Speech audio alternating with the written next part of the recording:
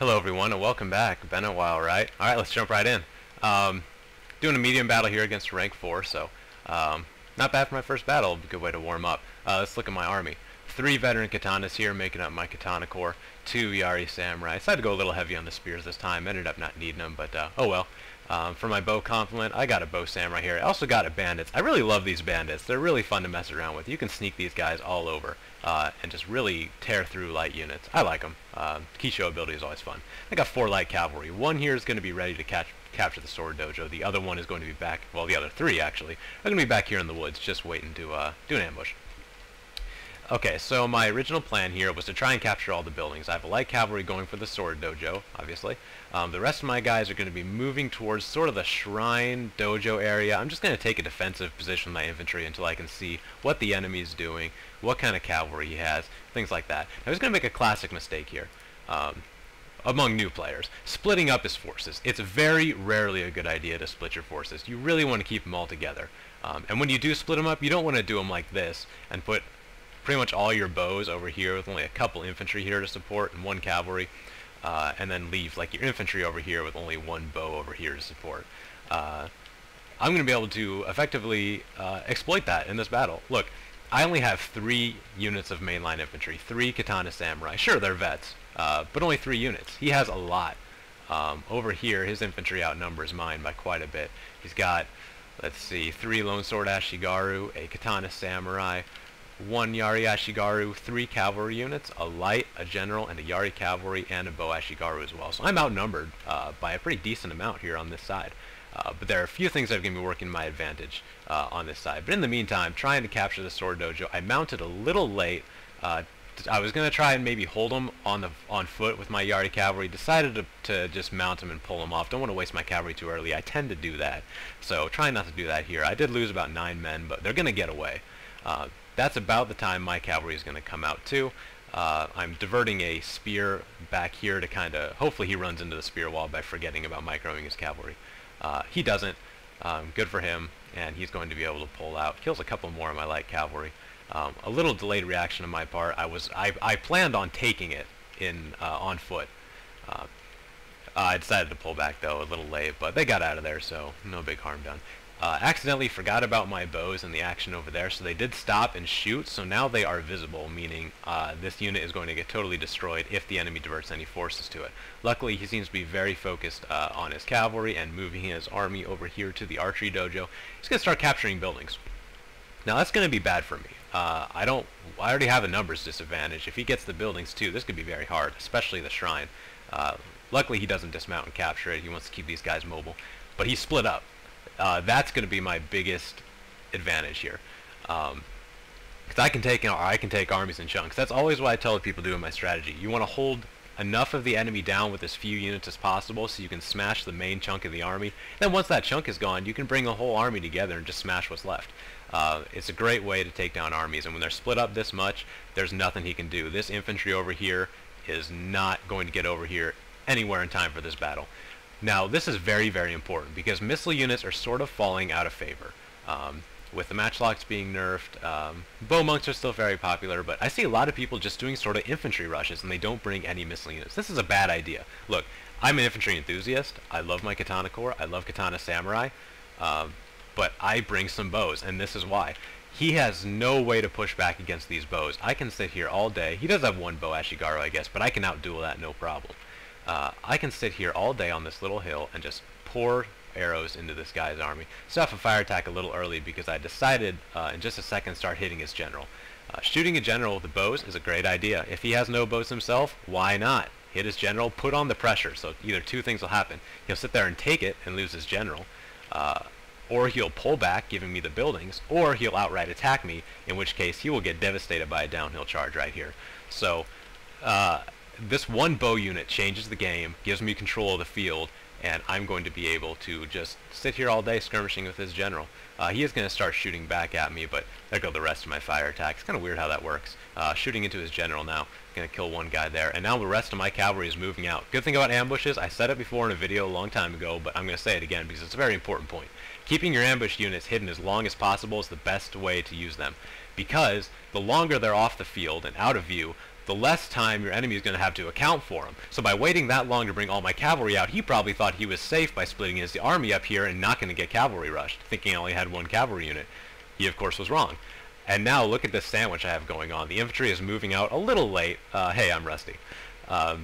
But moving out a little late, but we're just going to sandwich this force. He is very compact. Normally it's a good thing if you have an infantry advantage, but I think with these veteran katanas in this small area, I have the infantry advantage. He can't spread out and surround me.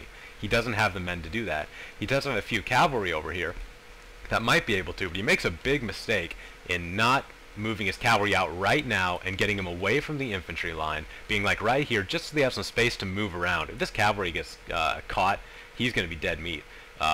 One big problem with him, though, well, it's more something I did. All these spears I brought, these two veteran elite Yari Samurai. I love Yari Samurai. Yari Ashigaru were great when you're putting them in a spear wall and just having them sit there. Totally agree with that. I like Yari Samurai. I love their advance rapidly. I love how fast they move. I love them. They rip through cavalry, and they can even take on infantry pretty well once they get buffed. Anyway, look what I'm doing with my cavalry. One of them is just going to go hit the cavalry. This Yari cavalry going to lose, doesn't matter. Just buying time with that one cavalry unit. Great way to use light cavalry. The other unit is, one of them is going to go straight into his general, gets a good charge off. He's down to 22 men. These two units are going to kind of like mill around here. Looks like I'm going everything to this side, but I'm pulling one cavalry back to flank around and completely surround this guy. But one of my light cavalry is wavering. This one is too. Finally, the bandits were running all the way across the map are going to get in a position to really start pinching this guy. And he's running his infantry over, but he is not going to get there in time at all.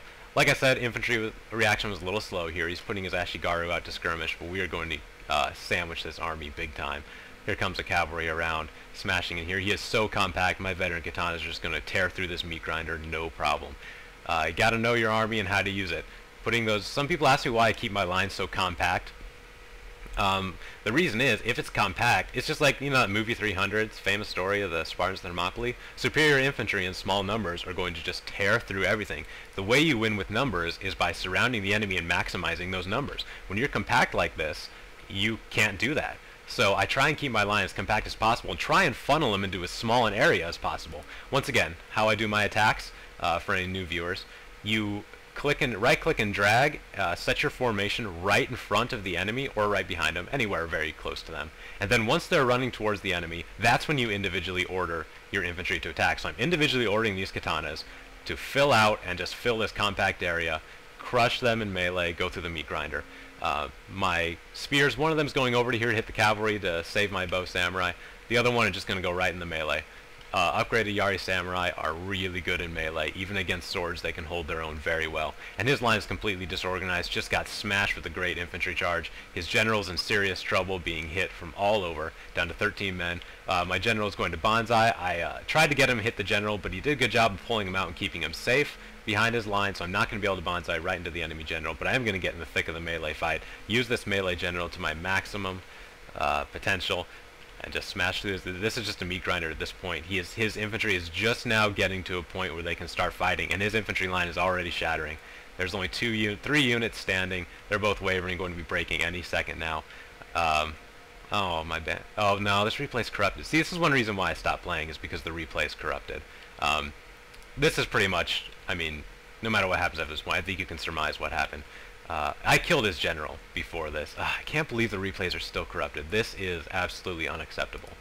This is actually the main reason why I stopped making videos, is because the replays were corrupted. You can't do this if the replays are corrupted. You just can't. But it's pretty easy to see where this battle went after this point.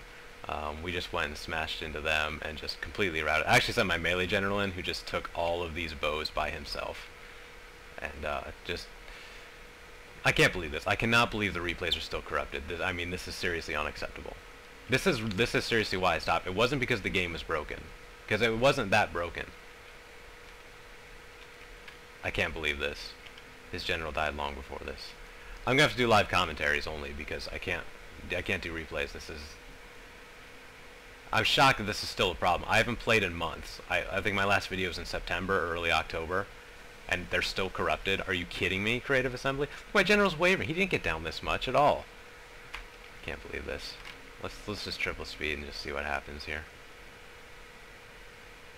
my units are routing. That was one of them. Guess that's gonna clean up all of them. But yeah, after that main infantry line smash, I had 3 veteran katanas, 2 Yari samurai, my general, a bow samurai. Yeah, we just walked into those bow Ashigaru, and I think you can tell what happened. But I guess we're just gonna kind of, I'm just gonna end the video here because there's no point in just sitting here watching. Look, it ends right there too because that's the end of the timestamp. I can't believe it. Still, it's January 2012, and we still have corrupted replays. I can't believe it. Oh well, good to be back though. It was a fun, refreshing battle. No cheese, no spam, just a nice meeting of the minds there. Thanks for watching, everybody.